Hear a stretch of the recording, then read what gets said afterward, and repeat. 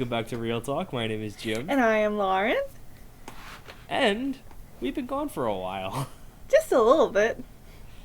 I have recently been in the process of temporarily relocating to California. And I have been in the process of temporarily relocating to Washington, D.C., as I do every September to go to school. So this is our first time doing the show from two locations. Yeah, so we'll see how it goes. Yes. So, it's been a while since we've done the show, and we have a lot of news. Most of it just from the past couple weeks. I want to say the past 3 weeks or so. What do you want to talk about first? You have the news, so you hit me with the news. Alright, a bunch of trailers came out. We're only going to talk about 2 of them. Okay. So, do you want to talk about Jungle Book first, or do you want to talk about Point Break first? Oh, Point Break. You have to lead off with the movie of the summer, Point Break. True. Very recently, Lauren and I saw a movie for the first time, and it was wonderful and amazing. It was incredible. It's easily the best Catherine Bigelow movie that I've ever seen. I don't I'm know. being completely serious. I'm being completely serious when I say it is to date the only Catherine Bigelow movie I have ever enjoyed watching. Have you seen Twilight? She didn't do Twilight. Catherine Hardwicke directed Twilight. Oh, 2 different Catherines. God, No. do you know I spent that whole movie going, oh my god, the person who directed Twilight made this movie. Oh my gosh, no. Catherine Bigelow directed The Hurt Locker and Zero Dark Thirty. Yes. And also Point Break. I love Yeah, Point I'm not gonna lie to you, this was the most enjoyable Catherine Bigelow movie I have seen. So anyway, they're remaking Point Break, which is criminal. They're remaking Point Break. Why remake a classic? Exactly. So, the new trailer for the new Point Break just came out this week, and it looks so bad. Like, Point Break, I love Point Break, it's not a good movie. It's a terrible movie, but I love it. Yeah. Because it's so, just goofy, by accident. My favorite part was how they decided to rob the bank as different American presidents. Totally unrelated to anything else that is happening in the movie. I just was like, that was the favorite and most unexpected part of it for me. And I don't think they're robbing the bank as the presidents anymore. No, actually that's in the trailer. You see them wearing president masks in the trailer. Are they president masks? I just couldn't tell what it was. No, they are. Okay. Because they're riding motorcycles with the masks on, and on the front of one of the motorcycles it says "Yes, we can," and on another one it says "Mission accomplished." Okay. Yeah. So they're doing the ex-presidents. We'll see. Yeah, but now they're searching for enlightenment? I guess. I mean, they kind of were in the first one. But, not really. It was just an anti-capitalism. a fun Patrick Swayze. A fun anti-capitalist romp through Southern California. Yes, exactly. And you know what? I didn't realize it was possible for someone to have less charisma than Keanu Reeves. I think this guy is doing a bang-up job. I think he is. It looks like it. Listen, the line that is going to decide it for me. You have to give it. I bet they're not going to do it. I bet you they're not going to do it. I am an FBI agent. They're not going to do it. It's one of my favorite lines in cinematic history, and they're definitely not going to do it. This is a crime. But you know what? I do have to say thank you to this new movie, because otherwise we wouldn't have watched the old Point Break. It's true. The existence of this movie is the only reason why we watched the original Point Break. Yes, it's true. And I'm really excited to see how bad it is. Personally. Aw. Well, hey, talk about the crime of remaking a classic. You're very upset about this. I think it looks good. Lauren's talking about the Jungle Book. I think the trailer looks really good. I love the cast, and I love Jon Favreau, so I'm looking forward to it personally. I just always remember the Jungle Book movie as being very, very fun and upbeat, and maybe this movie is supposed to be returning to the original story and making a more accurate telling of the Jungle Book, but I don't know. According to Jon Favreau, when he was being interviewed about the movie, Mm-hmm. the screenwriter, whose name escapes me, Mm-hmm. was coming at it with only having knowledge of the book, and Jon Favreau was coming at it only having knowledge of the Disney movie. And he said, I feel like that's kind of a flawed plan. no, but he said, like, it was because of that it really... what he says is that it was because of that they were really able to come together and make a really interesting movie. Yeah, I'm sure that's what he thinks since he made it. Yeah. But I mean, I'm just quoting what he said. Okay. And that in response to, like, you saying it doesn't look like the Jungle Book that you know. No, and I mean, I have to say, I saw the Jungle Book a long time ago, but I definitely remember it from the music and the fun songs.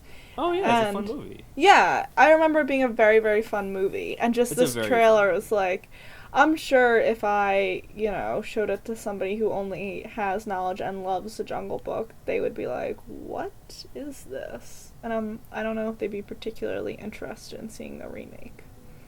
I don't know. I mean, I would have said that about Maleficent, and then Maleficent made $1 billion. Yeah, but who loves the Sleeping Beauty movie? That's true. I mean, like, I don't know. I'm sure those people exist. Like, I think my mom is one of them, probably. Oh. I think my mom really likes Sleeping Beauty. I can't confirm that though. I just always view, like, Sleeping Beauty, Cinderella, and Snow White, maybe Cinderella less so, but definitely Sleeping Beauty and Snow White as being pretty bland. See, to me, I think that Snow White is the definition of bland. Yeah, I mean, the animation is gorgeous and timeless and whatever, but there's nothing to me that just springs out. Maybe it's just because it's I don't know. I was also the kid who wore a Snow White costume every day when I was 4 years old.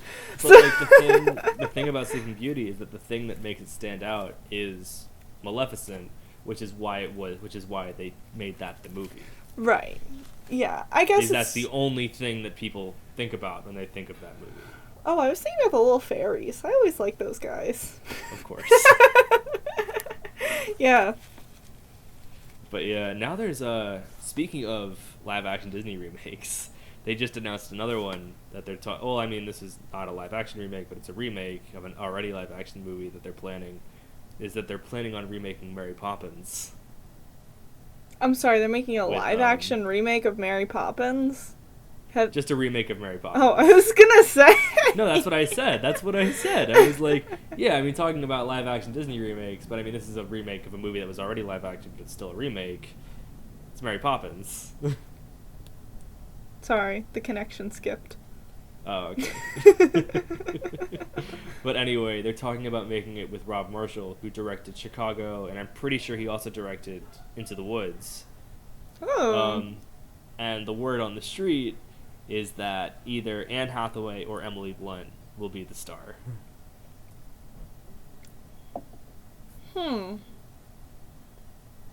Which, like, Anne Hathaway, I feel like, is the obvious choice because I feel like she kind of has that way about her. They were in the Princess Diaries. Oh, duh, right. Yeah. They were in that movie together. But, like, I feel like that would make, like, for a really bland and boring movie if it was Anne Hathaway. Yeah, they should cast, like, something like, if they're gonna do it, they should just do somebody that would be totally out of the box. Like who? Like Angelina Jolie as Mary Poppins. I would go see that movie. Because you would just be like, what is she gonna do? Who knows? Jennifer Lawrence is Mary Poppins. Oh god, Jennifer Lawrence. Jennifer Lawrence Would is accidentally kill the kids and No. set the house on fire. because Jennifer Lawrence should be the star of a live-action Amelia Bedelia movie. No, I should be the live-action star of an Amelia Bedelia movie.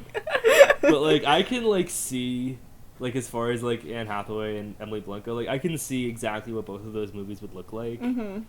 And the Anne Hathaway version of that movie is just so uninteresting to me. Anna Kendrick as Mary Poppins. That would be amazing. No. No. See, 'Cause I don't. feel like, I don't I feel actually like want Anna these movies Kendrick- to be made. No, I don't want it to be made either. Like, I don't want this. I don't want the fucking Tim Burton Dumbo movie. I think that sounds terrible. I want that movie because I I- think it sounds terrible. I don't want the adult Winnie the Pooh live action movie. Wait, we have discussed this before. Have you not heard about this? No, we've discussed this on the show, Yeah. and I am still concerned about the live-action bear movie. Like, Still! if they're gonna do it, which it's like, yeah, they're gonna do it, they should just kind of animate it, like, because Winnie the Pooh and them will still be like CGI and stuff, because they have to be. But they should just make them like actual stuffed animals. Yeah. Are they not? Are they making him a real bear? No, like, I don't know. I don't know what it would look like. Because, I mean, like, wasn't Paddington, like, supposed to be a stuffed animal? No, Paddington's a real bear. I didn't read Paddington. I always just assumed that Paddington was, like, a stuffed animal. Paddington is a real bear who was I know left. you feel very passionately about Paddington. Who was left in the train station with the little note and the blue coat and the red hat said, "Please take care of this bear." And he's a real bear. That's why they need to take care of him. See, I always thought he was just a stuffed animal, and that's why he was left in the train station. No, he's a bear, Okay, I think. you would know. I pretty much just had the baby blanket. That's about as far as my knowledge went. Okay. But yeah, there's that, and then now they're doing Aladdin, I'm pretty sure. There was that Sofia Coppola Little Mermaid movie that's not happening anymore because she dropped out of it. That would be And awesome, though. That sounds like the only good one. The Sofia Coppola Little Mermaid movie. Unless I was making fun of it a few months ago, because I still would like to make fun of it, but the more I think about it, when I saw that fake trailer for it, Oh my god. the more I think about it, the more I'm like, no, this should just happen, because let's just throw it all to the wind at this point. Let's just make as many variations of these movies as possible to squeeze as much money out of these franchises that we can. I mean, if they're all gonna make upwards of like $800 million, Cinderella made a ton of money. Not as much as Maleficent, but it made a lot of money. Cinderella was beautiful. That was, It was. That was a great movie. Do you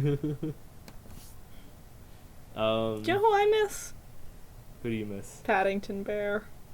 Oh my god. Oh, speaking of that Cinderella movie, this isn't a piece of news that I wrote down, but it is a piece of news that's happening. Kenneth Branagh, who directed the Cinderella movie, as well as a bunch of other movies, including a lot of Shakespeare movies, and what else did he do recently? Oh, he did the newest Jack Ryan movie and Thor. He's Gilderoy Lockhart. He's Gilderoy Lockhart. He is directing the adaptation of Artemis Fowl. I'm looking forward to that. Did you read I'm those? looking forward to that too. Did you read those books as a kid? Yeah. I could speak that language. Of course you can. I could write in that language for like a while. Yeah, that's what I mean. Yeah. Like when I was in 3rd grade, like absolutely. Yeah, I could read and write it.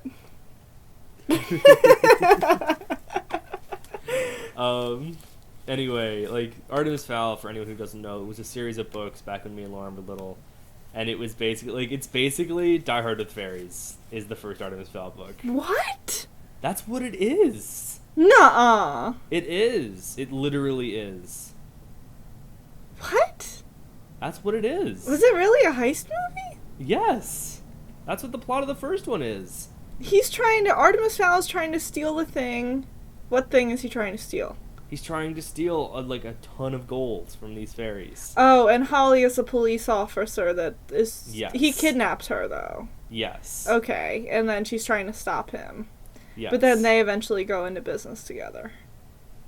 Like, by the third one or something. Yeah. And Artemis has that awesome butler. Yes. I love him. Remember the one where he died and they put his body on ice because he got shot? Which one was that? Was that the fourth one? It was pretty late in the game when they were looking for new things to write about.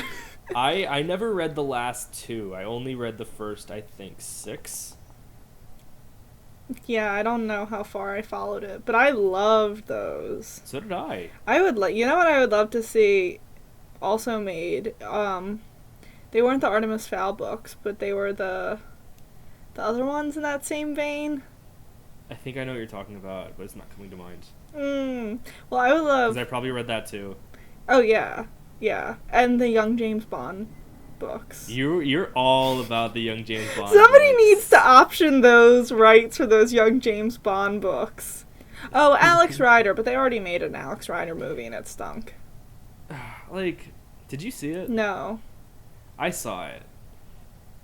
Like, it wasn't terrible. Mm-hmm. But, like, it's not... Like, it could have been, like, so much better.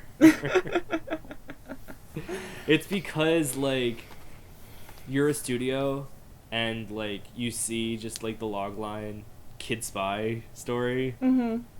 Automatically, you're just gonna glaze over and not take it seriously. Yeah. Like, but if you get someone like Kenneth Branagh or like, you know, like some, like who's a good, what would be a good example? Like, oh my god, like if whoever Martin did Campbell- Kingsman. whoever did, well, yeah, but I don't think he could restrain himself enough. No. Actually, maybe he could, because he's made PG-13 movies. He made X-Men First Class, and that was PG-13. I don't know, but that was a Kid Spy movie. That was a Kid Spy movie. Like, and they were actually, you know what? You're right. That he could do it, and that would be awesome. Yeah, but I want him for my Young James Bond movie, so you can just wait. No one's gonna make the Young James Bond movie. But why No not? one's gonna do it because there's still actual James Bond movies in the works that are happening. Why would you not want to expand the franchise and make Young James Like- Bond movies in addition to James Bond movies? You could do that, and you would make a lot of money. Mm-hmm. But no one wants to make the Young James Bond movie. Because they all want to make the James Bond movie. Because they want to make the James Bond movie. Anyone who you hire to make Young James Bond probably are going to be like, ugh, I'm making Young James Bond. I want to make real James Bond. But 'Cause, those I mean, books they were do. so good. I never read them. I gave them I all tried. to you! No, you didn't. No, you didn't. I still have them in my possession. You do. You still have all of them in your possession. You never gave me one of them. When I was in 4th grade, I tried reading the first one, and I was just like, meh. What? This isn't as good as Alex Rider. What? I made it like maybe 10 pages into it. Oh my god! I had the biggest crush on Young James Bond. I know. I was also like 14. I know. I need these movies to be made. We'll make them. We'll make the James Bond movie. Oh my god. I can like see him. Who would you... Well, I guess you'd have to kind of cast an unknown as Young James Bond. Yeah. Because I can't really... Because he would be like 14 or 15. Mm-hmm. Like the actor would be 18 probably, maybe 20. But I can't think of anyone. Jojen as Young James Bond. Jojen, oh, I can see that. Actually, that'd be pretty awesome. I would. That would be like. You yeah, know what? he's, like, and that 40. would successfully end my crush on Young James Bond as well. Like, even though Jojen is probably like 70 at this point, I think he's always gonna look like he's 12 years old. No, because you know what was cool about Young James Bond? He went on all these like adventures and stuff, but he also went to school at like Eton. So it was alternating between, like, all these adventures at different places, but then he would, like, go back to school and have adventures at school as well. So it was like... Oh, that sounds like it's right. Oh, that's you. That's so you. I love them so much. You're so predictable in what you like and don't like. If you had described that to me, I'd be like, oh, of course, of course. I know. He was like, wait, so young James Bond, as I described in the books, he was like tall and thin, and he had like dark hair and light blue eyes, and then like also dashingly handsome. And no actor they could cast could ever live up to those expectations. No, really, it's true, no. They couldn't. They really couldn't. Young James Bond looks in my head how I wished Harry Potter would have looked. Because oh my god. Harry Potter in reality is not that attractive. No, Harry Potter in reality I think actually looks like Darren Criss. Looks like who? Darren Criss in a Harry Potter musical. Yeah. I think that is the closest visual representation to what Harry Potter actually looks like. Yeah, I guess so. No, but like like more thin, less curly hair. Yeah. Yeah. I don't think he ever gets over the fact that the Dursleys didn't feed him. Yeah. Like physically, not emotionally. That makes sense. Yeah. Speaking of other casting, after that tangent that we just went off on, they just cast Olivia Cooke in the Ready Player One movie. She's the first person to be cast for that movie. What else has Olivia Cooke been in? She was the dying girl in Me, Earl and the Dying Girl. Okay. And she's playing Artemis in Ready Player One. Huh. That's She's cool. a good actress. She is a good actress. I was thinking of something else. I was thinking of Mae Whitman. That is exactly who I was thinking of as well. Like, I don't know what it is about, like, young adult fiction, but in any like, when in doubt, as far as who I'm casting, it's usually 9 times out of 10 it's Mae Whitman. Okay, well, talk about being predictable. That, or, I know Emily Blunt's, like, too old for that, but I was thinking, like, somebody in that vein. Like Emily Blunt in, what's it called? Edge of Tomorrow? Yes. Yeah. Did you ever get around to watching Edge of Tomorrow? No. Did you? Yeah. Oh. No. You should. It's really good. I would like to. I just never got around to it, I guess. Yeah, same with everyone else pretty much. So yeah, I don't know. I still have my doubts about that movie, Ready Player One, because I love the book so much, and I don't think that Steven Spielberg is the right person to make it necessarily. Why not? Why not? I think, like, on paper, like, on a surface level, without thinking about it, like, you hear, oh my god, Steven Spielberg is directing Ready Player One. Mm-hmm. That sounds perfect, because it does sound perfect. Mm-hmm. But then you kind of look at it, and you kind of look at Steven Spielberg as a person, and you look at him in terms of what he's done in the past decade and a half, and you realize, wait, Steven Spielberg might not be the best person to make this movie. Steven Spielberg is kind of past the point in his career when he makes movies like this. And any attempt that he has had at making a movie like this in the past 10 or 15 years has been, like, ranging from okay to not good. Like what? Like Crystal Skull, for example. And, like, Tintin, which is, I think, is okay. I don't think it's great. Blasphemy! I want to be Tintin when I grow up. It's fine. Tintin was amazing. It's an okay movie. What's wrong with you? When he was ziplining through that town, oh, that was awesome. I was like, this is great. I should go to school for whatever he's doing. He's 10 years old, though. And, like, all you hear are reports of, like, Steven Spielberg just dropping out of big budget movies. Like, he, like, oh, Steven Spielberg is going to direct Robopocalypse. And then 6 months later, Steven Spielberg has dropped out of directing Robopocalypse. Steven Spielberg is developing Interstellar and is going to direct it. Steven Spielberg has dropped out of Interstellar because he doesn't do that anymore. Steven Spielberg has, like, kind of just, he's in the point of his career when he's just making movies like Bridge of Spies or like Lincoln or like Warhorse, which are all really good movies. Is he making Bridge of Spies? He is making Bridge of Spies. That is his most recent movie. Oh, cool. Which looks really good, and it looks pretty much exactly like what I expect him to be making at this point. Do you think he's gonna drop out of Ready Player One then? Maybe. I don't know. We'll see. He seems pretty serious about it, and it's a pretty big movie. Like, Robopocalypse was not a big movie. Interstellar was not. What is this movie called Robopocalypse? It's this book. It was this book from a few years ago, and like, it was like this big deal that Steven Spielberg was gonna make it. It was just gonna be like a robot apocalypse movie, and like everyone was like, "Oh my God, Steven Spielberg is making this movie," and it's like, and then he's not anymore, and then the movie just stopped happening. Oh, War of the Worlds is another one. War of the Worlds is exactly why is like the perfect reason why Steven Spielberg probably shouldn't be doing this movie. I think the person who should be making this movie is whoever made Scott Pilgrim versus the World. Edgar Wright. Edgar Wright is the exact person who should be making this movie. Yeah. Because you don't want, because like yeah, by nature of what the movie is, because it's like just all this love for like 80s nostalgia and stuff, just because Steven Spielberg had such a big hand in creating that nostalgia does not mean he's the best person to capture it. Yeah, I feel like if you created it, you don't want to be the person, to capture it. You want somebody who loved it, like, Exactly. You want someone like Edgar Wright who grew up watching that stuff and who was like, oh my God, this is amazing, and that this is what inspired me to make movies. Right. Or, oh my God, who actually directed, the 8, Super 8.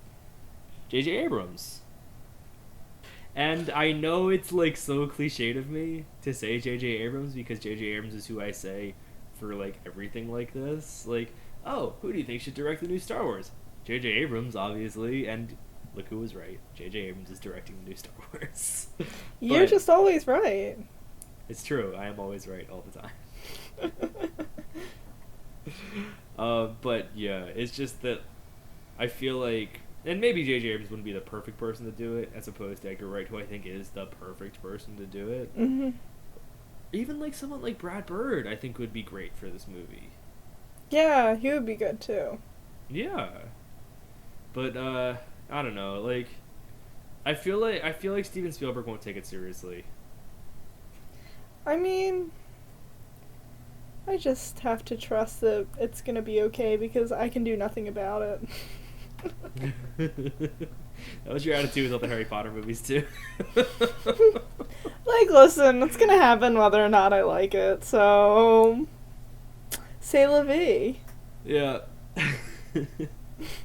But yeah, anyway. We'll see. That doesn't come out for another 2 years.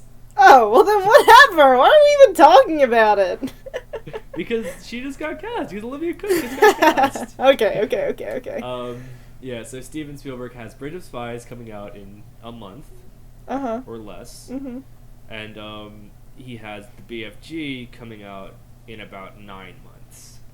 Aww. I love that book. He just finished shooting on that. I never read it. Have you ever seen James and the Giant Peach? I read a bunch of Roald Dahl. Yes, I have. That was a good one. Weird movie. Oh, I thought it was good. I haven't seen it in a really long time. I haven't seen it in such a long time. I just remember it being weird. I think the best Roald Dahl movie is Fantastic Mr. Fox. Yes, I agree with you. I didn't even realize that was a Roald Dahl movie, though. Yeah.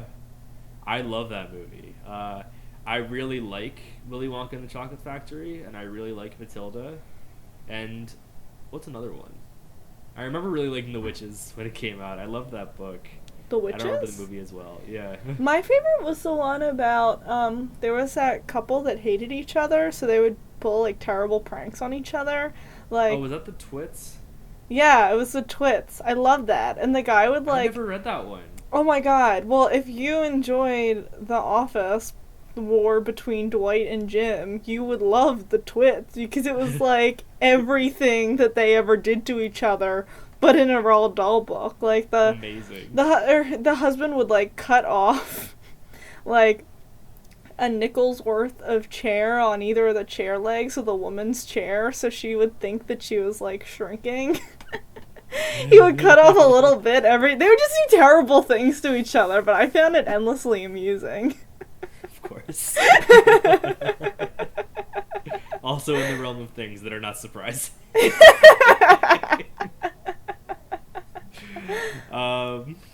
So yeah, that movie comes out this summer, I think. And yeah, I think that's more like, having not read it, knowing what I know about it, that seems more in his wheelhouse, because he's like, from what I can tell, like looking at something like Tintin, like Tintin's a good movie, like, but it's an I mean, like, I personally think it's okay, but I see that it's I think like objectively that it is a good, well-made movie. But it's for little kids. And it's made for little kids.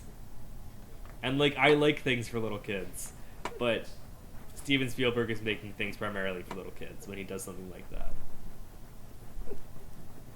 And I think the BFG will be similar in that way. I think the BFG is going to be great. What's the next piece of news? Next piece of news is that Rupert Wyatt has dropped out of directing the Gambit movie. Yikes! Why is this movie still happening? Because everybody loves Channing Tatum. But like, why was it, where did the idea for this movie come from? Like, why does Gambit need his own movie? I have no idea who Gambit is. Gambit, I mean, I do. Like, we've talked about it before. You've explained we've talked it. about Gambit. Like, we've talked about it on the show, but I'm still unclear. Yeah, like, I've never heard of this guy aside from what you have told me about him and the fact that he's getting a movie. Is he an X-Man? Yeah. Is it part of the Marvel thing or part of the X-Men thing? It's part of the X-Men thing. Oh, okay, because I was going to say the Giant Falls if it was Marvel. But... No, it's Fox. It's Fox making it. Yeah. It's been on their docket for a couple years now. Is he going to be one of the first people to get their own individual movie? What do you mean? He is the first non-Wolverine X-Man to get his own movie. Yeah, like, that's a little crazy. Oh, actually, no, that's not true. Deadpool comes out before Gambit. Okay. Well, Deadpool's a pretty easy pick, but I guess they just wanted somebody that had enough personality to carry an entire movie that wouldn't be tied to any of the other characters that already appeared in the X-Men movies. I guess. Like, I think, like, logically that does make sense. I'm just trying to... No, I think you're right. But, and I didn't think of it that way, but I think that's a really good point. Mm-hmm. But as far as Gambit goes, yeah, like, he has a really fun personality, but I think, like, it's because he's working off the other X-Men. That's why. Yeah. I don't know what this movie is about at all. Like, I don't know either. I don't know what it can be about. Like, Gambit works best, like, as a foil for Wolverine, basically. Isn't that what they were saying about Deadpool, though? That he works best as a foil, a comedic foil? Well, I think that's what I think about Deadpool, personally. But Deadpool's also maintained his own, like, solo comic book series for 15 years now. Do you know what I really think that we should have? What? Batgirl movie. You're all about the Batgirl movie. Yes! I am so here for the Batgirl movie. For my money, I think that we're much more likely to see Oracle in a movie than Batgirl. No! Like, honestly, if I were a betting man, I would say that either in Batman vs Superman or the first Ben Affleck solo Batman movie, we will see a wheelchair-bound Barbara Gordon. And listen, I have nothing against her, but Batgirl is just so cute. You know what I think she should actually... I don't think Batgirl should have a movie. I think she should have a CW TV show. That would be awesome. I'd be so down for that. That'd be perfect for her, yeah. Apparently they're done making CW DC shows. They have 2. They have 3 now. Like, Legends of Tomorrow starts in January. Oh, okay. And apparently that's going to be, like, the be-all, end-all of DC CW shows. Because it's going to be the team show. And it's going to be just, like, the one that they use to, like, introduce whomever else. It's weird. I don't like it. Make it go away. Because, like, yeah, CW loves how successful these shows are for them. Mm-hmm. But I think they want to not become the DC superhero channel. But, like, they kind of did that to themselves by doing The Flash and Arrow. And Because Smallville. Yeah, because it's just like white boys with superpowers. Like, oh yeah. like it's all the same type of show. Well, I don't know about that. I think Flash and Arrow are very different shows. They are. They're very different shows, but like they look on the surface, if you knew nothing about it, the same. Once you maybe watch them, they're different, but like when you're just watching them initially, it's like, oh, it's the same thing. I don't know. I mean, like, yeah, I see what you mean. But I think that, like, by that same token, that's just because they exist. They're spin-offs of each other. Mm-hmm. And you could arguably make the same case about any of the Marvel movies. Mhm. Because they exist in the same universe, too. Yeah, I guess so. Because, like, yeah, Thor and Iron Man are very different movies. They look like similar movies, though. Yeah, exactly.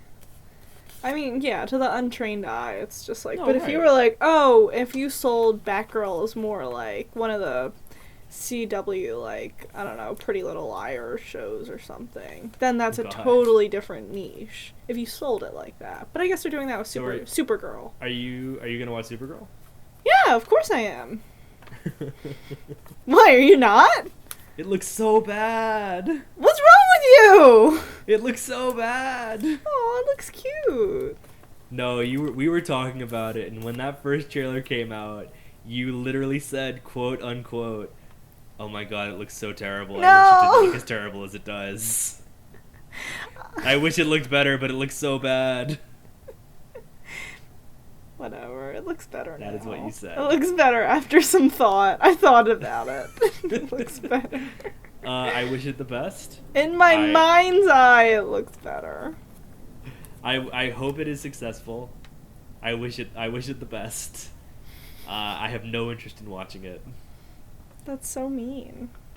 You're so mean. I might check out the first one. To make but- fun of it? No, not to make fun of it. To To see be if I'm right. mean about it?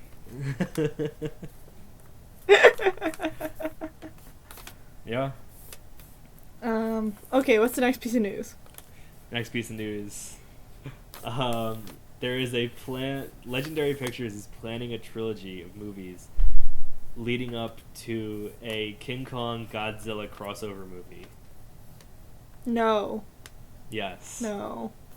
Yes. Nope, next news, move So, on. that first Gareth Edwards Godzilla movie that we saw last summer, Mm-hmm. or 2 summers ago now, Mm-hmm. would be the first movie in a proposed series of movies leading up to a crossover with King Kong.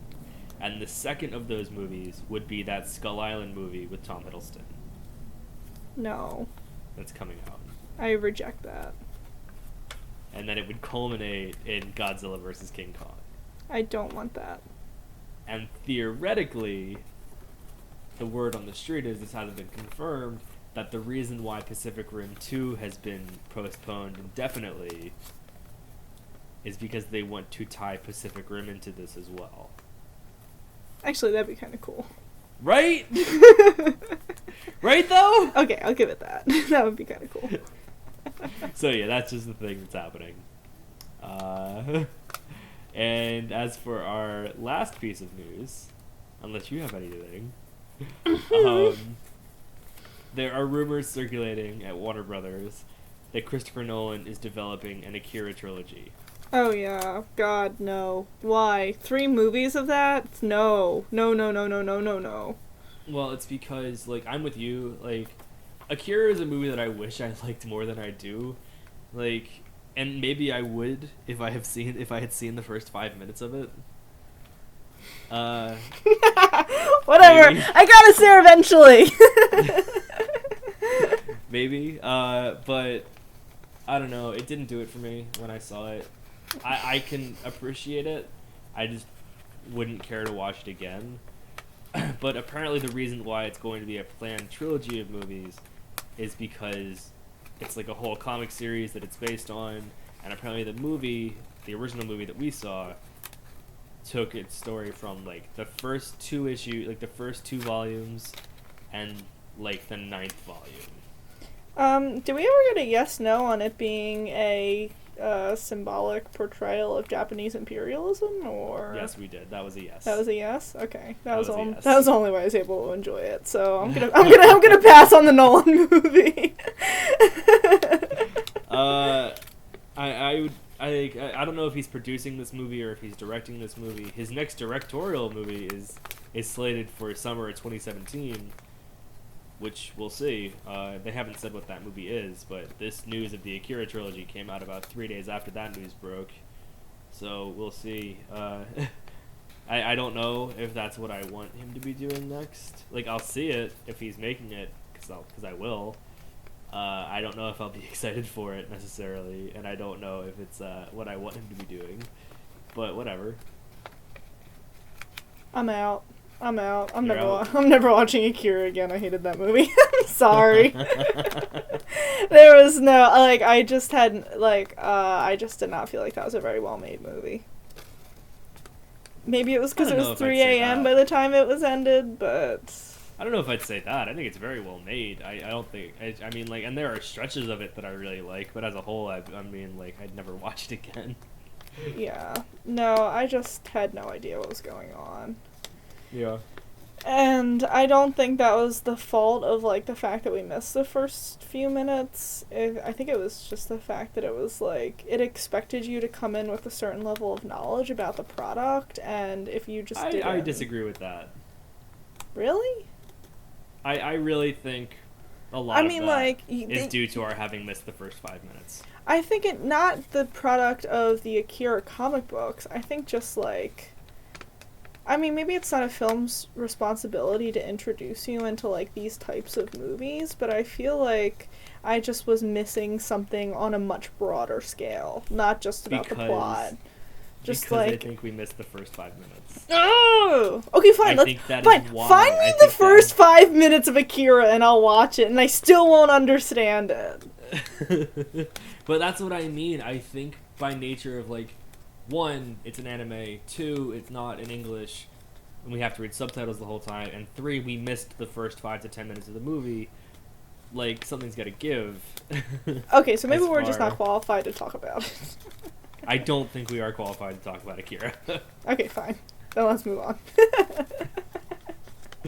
And then the actual last piece of news is that they started filming the Newborn movie. Oh. Okay. With who?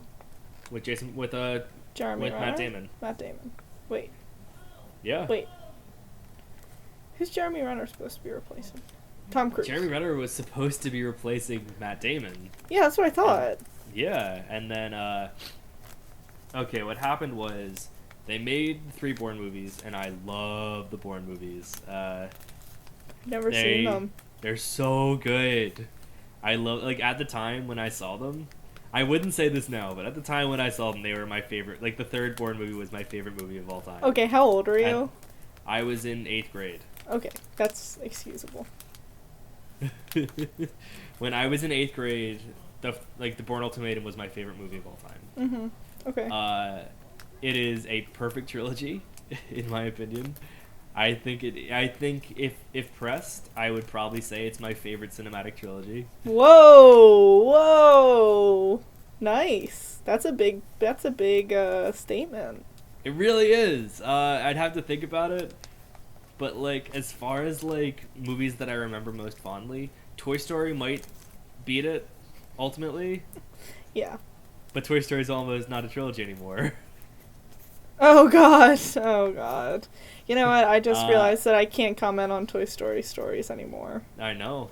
Because you somehow just saw the first one for the first time a month ago. I don't know how that happened. I genuinely am not sure how that happened. Yeah, I don't know. I genuinely thought that parts of the second, like a subplot of the second, was just the plot of the first movie, and that I had seen it, but I had never seen the first Toy Story movie until I was young, until this summer. Incredible. I don't know. Maybe it might be Lord of the Rings. I do love Lord of the Rings. No. It wouldn't be Star Wars because Return of the Jedi is not perfect. Well, I don't know. And it wouldn't be Dark Knight either. No? No. Those movies are all very different. They are all very different. I love all of them in their own ways. Mhm.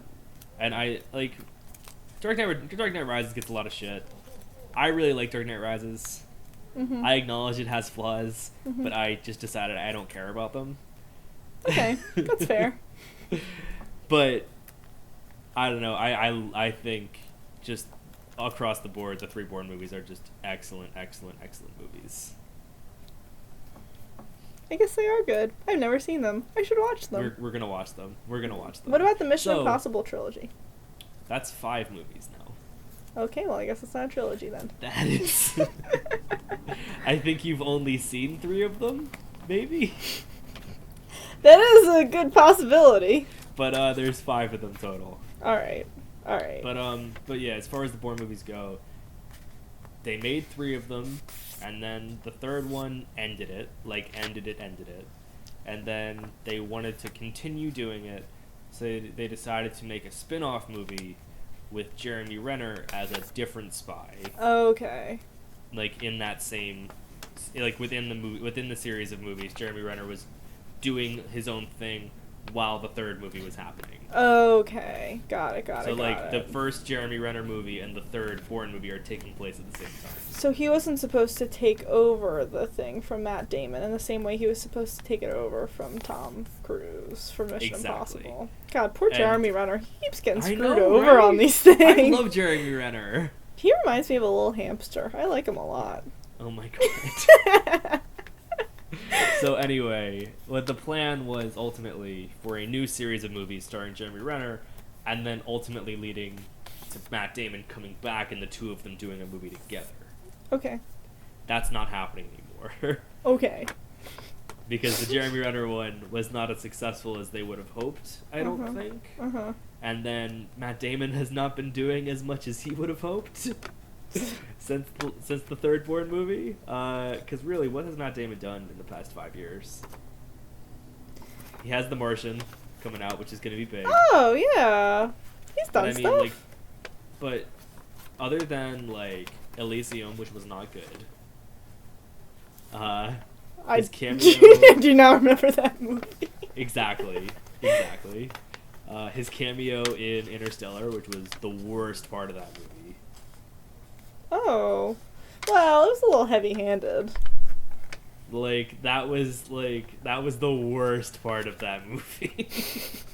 Okay, or we could also call it the worst part of that movie. Come on, it was. I thought the worst part of that movie was the ending. The ending is a very close second for me. It's good. We're so nice. I wish I liked Interstellar more than I do. It's just not good. It's not bad. It's not good. Oh, well. Yeah. Well, we've got more space movies coming out to compare it Yeah. against, right? Apparently, The Martian is reigniting people's interest in the space program. Thank God! Might as well I have know. something do it. For God's sakes. Anyway, so yeah, since Matt Damon hasn't been doing too much recently, he agreed to come back and do another one with the director of the original movies. And Hawkeye's like, come on, man! Exactly. I'm already Hawkeye! Didn't even give me a good Hawkeye. one! Jeremy Renner as Hawkeye should get a Netflix show. What? Yes. It would be so good. Because the Hawkeye comic is really good, and they should Yeah, just do and that that, comic. That comic as a Netflix series would be perfect.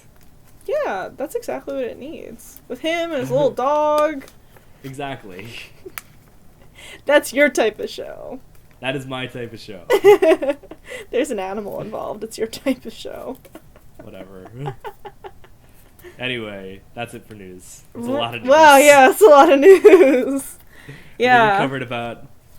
How long did we cover on news? 2 months of news. We covered an hour on news. Including technical difficulties. Including technical difficulties. So probably, when you get down to it, probably 40 minutes on news. Alright, well, now that we've taken care of the news. We saw a movie this week. Yeah, we did. It was good. It we was saw good. Black Mass. Yeah, starring yeah. Johnny Depp and everyone else in Hollywood. Yeah. That was a very interesting cameo role of people who were coming in. Like, not even cameo role. It was just like a really extensive supporting cast. Wait, it would really get... Wait, who was Johnny Depp's mom? Please tell me that was somebody, because that would just be the kicker of it all. It was no one I recognized. She might be somebody. But yeah, she might be. If she was somebody, then that would is. just be like the ultimate. So we've got... Why don't you say something about the movie? Why don't you summarize the movie? So the movie is the story of James Whitey Bulger, who is one of Boston's most real life notorious story. gangsters. Yeah. The real life story of Whitey Bulger, one of Boston's most notorious gangsters, and how he became basically the kingpin of Boston. With the FBI's help. With the help of the FBI. That was so crazy. I got the book. It was really good. I got the really book this summer to like, and I didn't make it that far in, but the fact that this is a real story to me was just like, are you kidding me? But so Johnny Depp was Whitey Bulger. Benedict Cumberbatch was his brother. Who else? The girl from 50... Joel Egerton was his childhood friend, who is now the FBI agent who's FBI like agent, helping the FBI him. agent who's helping him. The girl Kevin from 50 Bacon Shades of was Grey was his wife. Yeah, was his wife. I don't think they were married. No? It was the mother of his child. Are you sure? I'm pretty sure. 1975, Irish Catholic Boston. They're not married. I don't know. I don't think they were. I'm gonna look it up. That would be the biggest scandal of the movie, is that they weren't married. Oh my god. Kevin Bacon was Joel Egerton's boss. Yeah, Kevin Bacon. Adam Yep. Scott was another FBI agent. It was his wife. Alright. He was married to Lindsay Kerr from 1966 to 1978. Yeah. Who else? Who else is in this movie? Jesse Plemons, Nazi Todd from Breaking Bad. Yeah, Was a Nazi member Todd of was the, in the it. Winter Hill Gang. Nazi Todd were needs so many to people get in like a this movie. facial or something, man. I just feel And Corey bad for Stoll. him. Corey Stoll was eventually the guy who, spoilers, brings him down. Yeah. I mean, it's a true story. What? It's a true story. We can, Yeah, it's been around for a while. yeah. I didn't know, so at the end, I didn't know that they catch him. I thought the movie was going to end with, like, and he's still out there. And I got the chills. I was like, ah! But then they got him, so I was like... Yeah, they caught him about 4 years ago. It was huge. Yeah, I don't know. I had never heard of him, so I wasn't paying Yeah. attention to the news story. But anyway, it's really good. It's Johnny Depp's best performance in probably 8 years. Oh my god, he needed that. I mean, after doing like Dark Shadows and Mordecai and Alice in Wonderland and having that be your career for the past few years, No. he had become like a caricature of himself. Yeah, which is a shame, because he's a really good actor. He is, but I mean, he does it to himself. I guess so. He does roles that he wants to do. I feel like he and Tim Burton just get drunk and make a movie. But like actually, I feel like that's just what happens. So, like, you know what would be awesome? Let's just do like both of them this year made a decent movie. Like Tim Burton made Big Eyes, which was pretty good, like not bad at all. Do you see it? I did. Oh, I didn't see Like it. not in theaters. I saw it like later. Yeah. But it was pretty good. Mhm. Like by comparison to stuff that he's been doing lately. It was not very Tim Burton at all, which isn't a bad thing, but it was surprising. No. But and Johnny Depp made this, which was very good, and they were able to do it because they're apart from each other, and it's a toxic relationship that's making both of them worse. And has been for the past decade or so. You should just be like their psychologist. Like they're both better when they're apart. Oh god, that's a shame. They're probably like best friends. I bet they are. It's like I always said that like he, Helena Bonham Carter, and Tim Burton have like 3 houses like in a row. Well, Tim Burton and Helena Bonham Carter, like, well, they're not married anymore, but when they were, Not married anymore. they lived in separate houses next to each other. I know. Did you know that? That's what I mean. Yeah. Isn't that crazy? Yeah. Oh God. So what else did you think about the movie? Like, I don't think it's gonna be like one of the great mob movies of all time. No. Like, I really liked watching it. I don't think I'd ever watch it again. It was a little bit long. It felt a little bit long. But that's the thing. Like, it's not long. Like, it's a short. No. Like, for that kind of movie, it's a shortish movie. But you're right. It does feel long. Yeah. And I think the problem with it is that there's not really a plot most of the time. Yeah. It's really just like, and it's kind of like the pitfall that a lot of biopics fall into, and it's just like, these are things that happened in the life of this person. Mm-hmm. And like, yeah, it's all good, and it's engaging pretty much the whole time, but like, I think it kind of like makes it not a rewatchable movie. I don't know, you should tell that to the people I saw it with, because everybody came out of that like, yeah! Like, same, I really liked it. I thought it was great. My theater was packed, and I told you, when we walked out, the air was, like, reverential. Oh yeah, everyone was silent when we finished it. Yeah, it was really quiet. Yeah. My only complaint was that I could not tell them apart by their names. Because they all had all these normal Irish names. I was like, oh man. Oh, hey, I was thinking of you. How did you feel about the text? The words on the screen after it ended telling you what happened to everybody. Alright, when I first said that, when we saw The Imitation Game, uh-huh. it was... Mm-hmm. I was wrong. Like, Oh, that's really? Not no, it's true. Like, that's not something that I actually feel about movies. It was something that bothered me about that movie specifically. And because it bothered me about that movie specifically, I was just kind of like, you know what? I don't like this whenever it happens. And that's not true. I wasn't thinking right. But, I mean, like, it worked here. I think it worked very well here. Yeah. But my problem, and like for anyone who didn't listen to that particular show when we were talking about The Imitation Game, my problem as it pertains to The Imitation Game is that at the end of The Imitation Game, there's like text, and it's all about like crimes against homosexuals in England throughout the 20th century. And in my opinion, that's not what the movie was That's about. not what the movie was about. That's fair. That's like, a good point. That's a good point. Yeah. That's not what the movie was about, in my opinion. I think it was an aspect of the movie, but at the end of the movie, that is the text coming in to tell you this is what the movie was about. And I don't like that they were trying to influence what I was supposed to take away from the movie. Okay. And I think that should speak for itself. So if you were making notes on this script, what would you have said about Black Mass? So for the past couple weeks, I've been doing script coverage work at Misher Films, which has been really cool and really interesting, and a really, really good eye into like the industry in general and how development happens as far as movies go. But I've read a lot of scripts that I can't talk about because I've signed an NDA. But I've read a lot of scripts, and I had to take notes about what does and does not work about them. And I feel like if I was reading this script, and it feels very similar to another script that I read, but it feels like... But what I would say about it is that it's too episodic. Okay.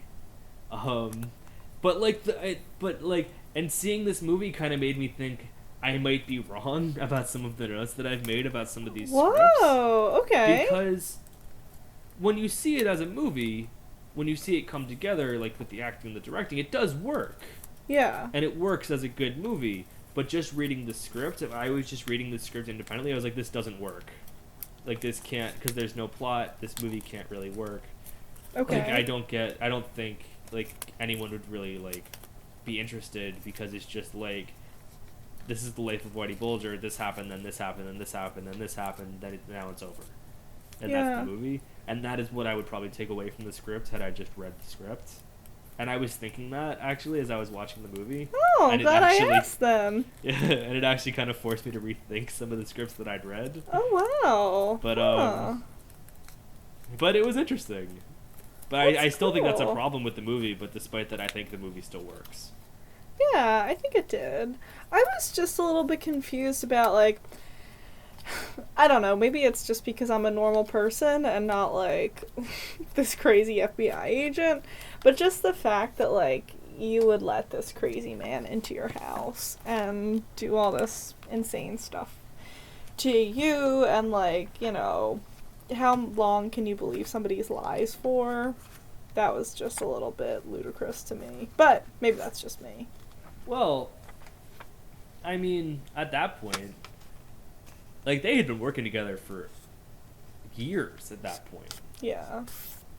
I just can't believe the FBI let him do that. I know. I can't believe it took them that long. Oh, it's crazy. But I believe it. I absolutely believe it. I believe it. Yeah, I believe it too. But yeah, it was really good. I definitely recommend going to see it. I think the strongest aspect of the movie is the performances. But they are really, really worth talking about.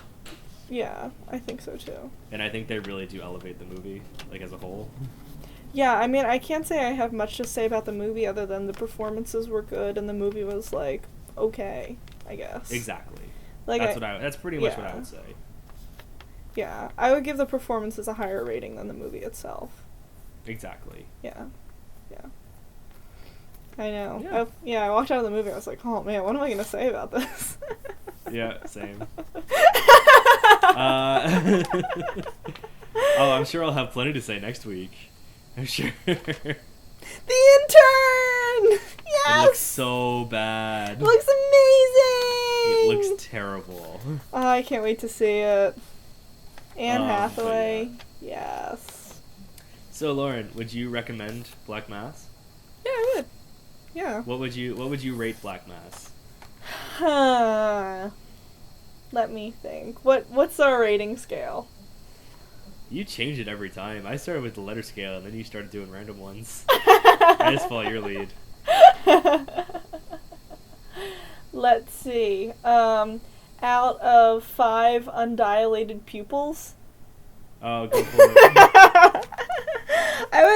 I would give the movie 3.5 undilated pupils out of 5, but the performances 4.5 undilated pupils out of 5. See, that is exactly what I would say. Hey! That is what I was gonna say. So yeah, we're on the same page about Black Mass. Yes. That's a new one. There you go. So is that it for the show today? I think that's it. That's about it. I think we spent like an hour and a half on news and like 10 minutes on the movie. But that's, it's true. I mean, like, you can't say a lot about the movie because it happened in real life. So, like, what are you gonna say, like, oh, this felt contrived when it actually happened? No, I mean, like, I wouldn't say any of it felt contrived. Right. Yeah, but, like, what are you supposed to comment about the plot so much that, like... Well, as far as, like, biopics go, there's been a new trend in making biopics that I really like a lot more than, like, the traditional, like, way of making biopics. Like, whenever someone typically made a biopic or makes a biopic, you just, like, take that entire person's life and you make it a movie. And that's the movie. Yeah. But, like, more recently there's been, like, alright, this is Lincoln. This isn't the story of Lincoln's entire life. This is the story of 3 months out of Lincoln's life that we find to be fascinating. And I think that works so much more than a movie about Lincoln's entire life ever could have worked. Yeah, And I mean, that's not a Selma. movie, that's... Yeah. Yeah. Yeah. Yeah, I guess in my head I don't classify those as biopics, but more like historical movies about an event. But you're right, they are biopics. That's fair. Yeah. Yeah, it's like a half and half. Exactly. I think you get the best of both worlds. It's like you saying, like, this is the most... because they always say, like, in screenwriting, like, the movie should be about, like, the most important point in your given character's life. Huh. So What if it was this? because That's really interesting. because if it's not the most important point in that person's life, then why is it a story worth telling? What if it's like the Like, that's second the most idea. important point in the person's life? Then it's the sequel, probably.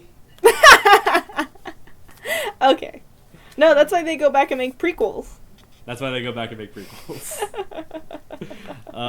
But yeah, so that's you as the screenwriter. That's you, whoever wrote Lincoln, saying, "Okay, to me, this is the most important thing that Lincoln ever did." That's actually very So this is our academic. movie. That's Yeah. like a thesis statement. Yeah, exactly. I've never thought about it like that. What an interesting perspective.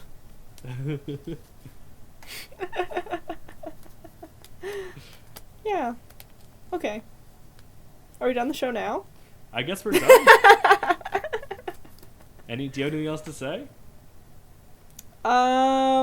Listen, whatever those people were doing to not age any time in that decade span, I want some, because that was... Oh, right.